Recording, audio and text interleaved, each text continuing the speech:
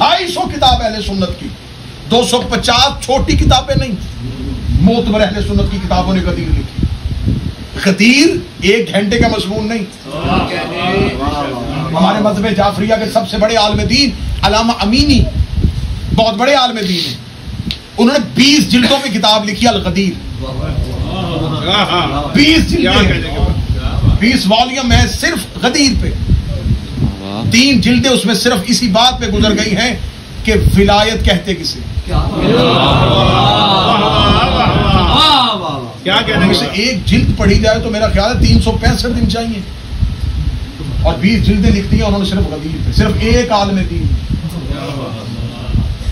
جب وہ دنیا سے چلے گئے تو ان کے مرنے کے بعد ان کے بیٹے نے پہلے دن ان کے بلندی درجات کے لیے محفل رکھی، رات کو سو گیا، خواہ میں امیر المومنین کی زیارت آئی، فرمائے اب بھی امینی کو کچھ بھیجنے کی ضرورت ہے کہ اب بھی تو اپنے باپ کے ایصال ثواب کے لیے کچھ بھیجنا چاہتا ہے. جب وہ میری ولایت پہ غدیر پہ 20 جلدیں لکھی، 250 کتابیں اہل سنت کی جنہوں نے غدیر لکھی. کیا میں نے کہا کہ کس نے سب سے پہلے کہا؟ صحابہ اکرام میں سے ایک صحابی، میرے اہل سنت بھائیوں کے صحابی ہیں، عزت سے نام لیتے، انہوں نے اٹھ کے کہا بخن بخن. بخن بخن عربی زبان میں ہم اس کا ترجمہ کرتے تھے مبارک مبارک. مبارک اس کا ترجمہ نہیں ہے. جیسے ہم فضائل علی پڑھے نا تو آپ کہتے ہیں واہ واہ، عربی زبان میں اس واہ واہ کو بخن بخن کہتے. اور انہوں نے کیا کہہ کے مبارک دی تھی وہ لفظ پڑھوں؟ انہوں نے یہ نہیں کہا رسول کے بھائی، حسنین کے بابا، سیدہ کے شوہر، انہوں نے کہا ابو طالب کے بیٹے.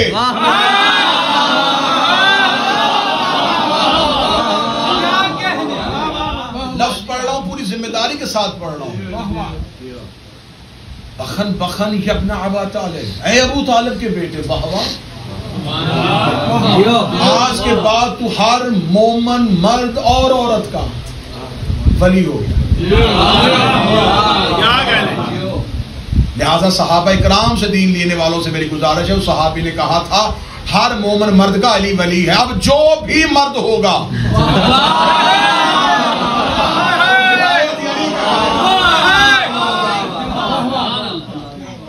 تو ہر مومن مرد اور عورت کا ولی بن گیا ہے. میں سب سے پہلے تجھے مبارکباد دیتا ہوں. امیر المومنین کی بیعت کا سلسلہ شروع ہوا اور رسالت مآب نے غدیر میں امیر المومنین کی بیعت کروانی شروع. صرف یہ نہیں ہے کہ آپ نے زبانی اقرار کر لیا ہے کہ ہم نے اقرار کر لیا، زبانی اقرار کی ضرورت نہیں.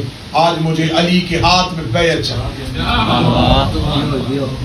جن ہاتھوں نے نبی کے ہاتھ میں بیعت کی تھی، نبی اپنی زندگی میں وہی ہاتھ علی کے ہاتھ میں دے رہے ہیں. کیا کہنے کے بعد جو بندے ہم سے کہتے ہیں نا کہ امیر المومنین نے حکومت کیوں نہیں سنبھالی، امیر المومنین نے تخت کیوں نہیں چھینا، امیر المومنین نے حکومت کیوں، تمہیں پتہ ہی نہیں ہے کہ علی کہتے کسے. آج تک لوگ ہم سے سوال کرتے ہیں کہ امیر المومنین نے تلوار کیوں نہیں لائی. بھئی علی سے چھینا کیا تھا؟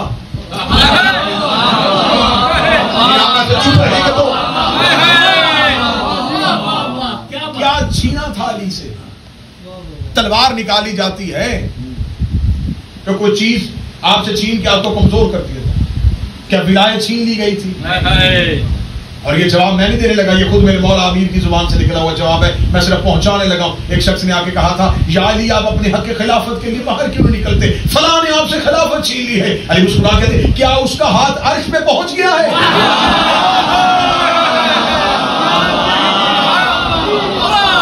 کیا جبریل اسے استاد کہتا ہے؟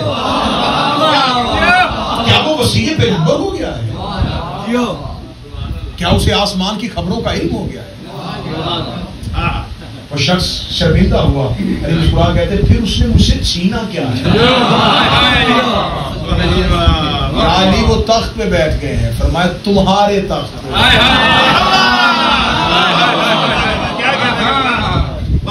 آنے والے میرے جو اشرا انشاءاللہ بشرط زندگی، اشرے کا مضمون یہ ہے کہ پوری 10 دنوں میں ہم آپ کے سامنے ہسٹری کے ساتھ یہ ثابت کریں گے کہ امیر المومنین کی 25 سال کی خاموشی کیا تھی، امامت کے راز کیا ہوتے ہیں، بادشاہت اور ملوکیت کے لیے کیا ضروری ہوتا ہے، اور امامت کسے کہتے ہیں. امیر المومنین رسالت مآب کو غسل دے رہے تھے جب حضرت عباس ابن عبد المطلب، یہ مولا علی اور رسول کے چچا ہیں، انہوں نے آ کے پردے کے پیچھے کھڑے ہو کے کہا تھا یا علی، وہاں لوگ اپنا خلیفہ چن رہے ہیں، آپ ایک ہاتھ جلدی جلدی پردے سے باہر نکالیں کیونکہ آپ غسل میں مصروف ہیں، آپ ایک ہاتھ پردے سے باہر نکالیں، میں آپ کے ہاتھ میں بیعت کر کے باہر جا کے اعلان کروں کہ میں علی کی بیعت کر لی ہے، میں رسول کا چچا ہوں، میں علی کی بیعت کر چکا ہوں، اب علی کی بیعت ہے اور پھر میں تمہاری بیعت اپنے ہاتھ پہ لوں۔ امیر المومنین مسکرا کے فرماتے ہیں چچا عباس میرے دونوں ہاتھ اتنے مصروف ہیں کہ میں محمد کا جسم چھوڑ کے اپنی بیعت کے لیے ہاتھ باہر نہیں دے سکتا۔ علی کی نظر میں اہمیت حکومت نہیں کچھ تھی۔ اگر رسول چاہتے تو غدیر میں جیسے اعلان کیا تھا جتنے اہتمام کے ساتھ، اسی اہتمام کے ساتھ کہہ دیتے کہ علی بیٹھ اب ممبر پہ، آج کے بعد تو ممبر میں بیٹھے گا اور میں تیری حکومت اور تیرے تخت کو لوگوں میں مسلط کرتا ہوں۔ امیر المومنین کے ساتھ لشکر چلتا، دائیں بائیں علی کے ساتھ سپاہی چلتے، تلوار علی کی پھر قبضے سے نکل آتی، پھر میں دیکھتا کون علی سے تقسیم۔ لیکن جس چیز کے لیے علی نے خود کو گھر سے نکالا ہی نہیں، میں بچوں کے لیے آسان کر دیتا ہوں، بڑے سمجھ گئے، بچوں کے لیے آسان کر دیتا ہوں، جب الیکشن میں کھڑا ہی ایک بندہ ہو اور بعد میں کہے میں جیت گیا،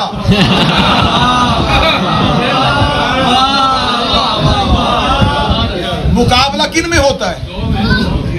مجھے کسی جگہ پہ میرے 11 اماموں میں سے ایک خلافت کے لیے الیکشن میں دکھا، کیا کہنے کے کسی ایک امام نے اپنے آپ کو مقابلے میں پیش کیا نہیں۔ ولایت علی اور ملائیت علی کا اعلان ہو چکا تھا، اب امتحان امت کا شروع ہو چکا تھا۔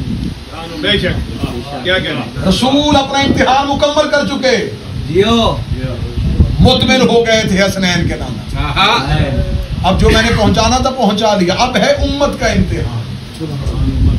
اب دیکھتے ہیں کہ امت اپنا ہاتھ کس کے ہاتھ میں دیتی۔ بیعت امیر المومنین جب غدیر میں ہو چکی تھی تو پھر غدیر میں ہونے والی بیعت کے بعد دوبارہ بیعت کی ہوئی، اور کتابیں کہتی ہیں کہ 3 دن مسلسل رسول نے روکا ہے کافر، جو آگے چلے گئے انہیں واپس بلایا تھا، جو پیچھے گئے ان کا انتظار کیا۔ رسول کے اس فعل نے بھی ہمیں ایک درس دے دیا کہ علی کی محبت میں نہ زیادہ آگے چلے جانا، نہ بالکل پیچھے رہنا، نہ نصیری ہو جانا، نہ مقصر ہو جانا۔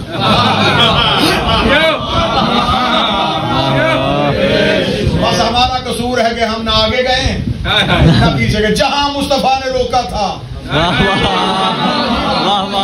وہاں رکے۔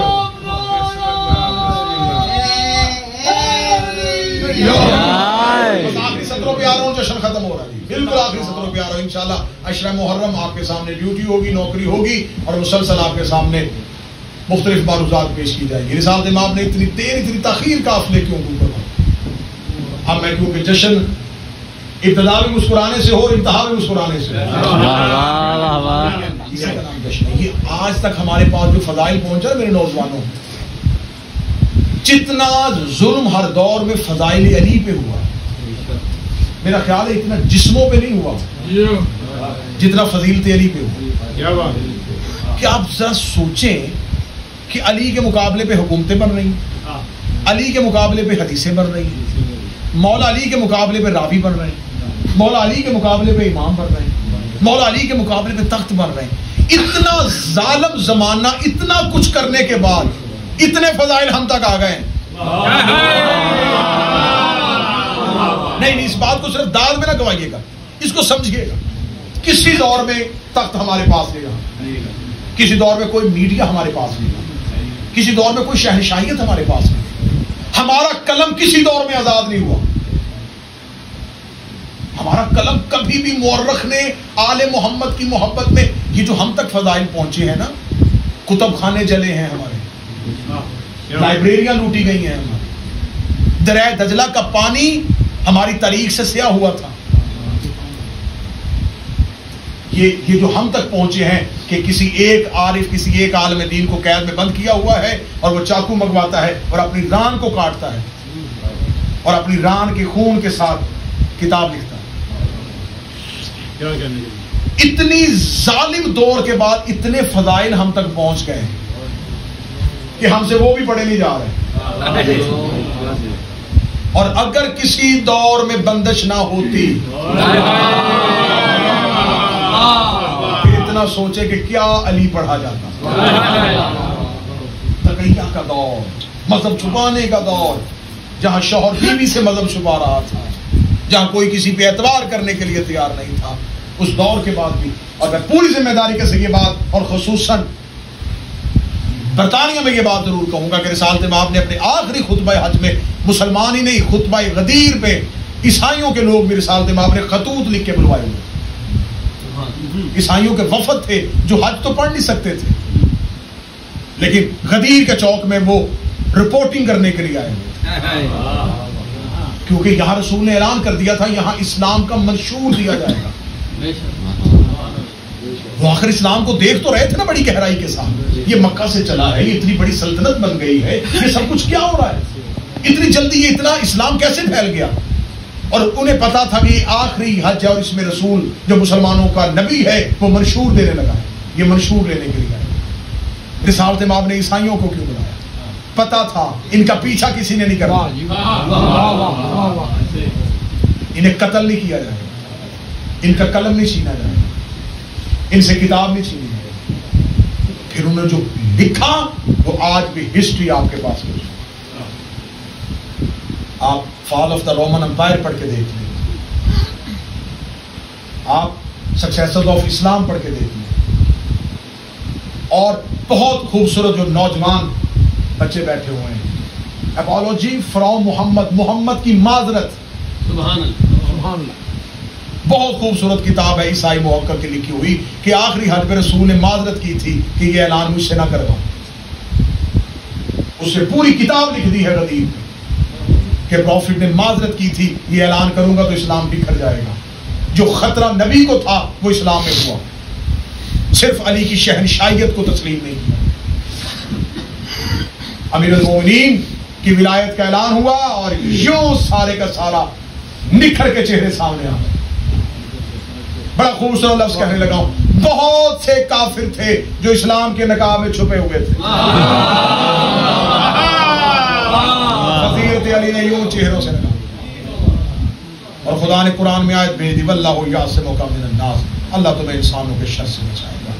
ان اللہ لا یہدی القوم الکافرین، اللہ کافروں کو کبھی ہدایت نہیں. ولایت علی کے دشمنوں پہ لانا، روک دیا. محمد کے دشمنوں پہ لانا.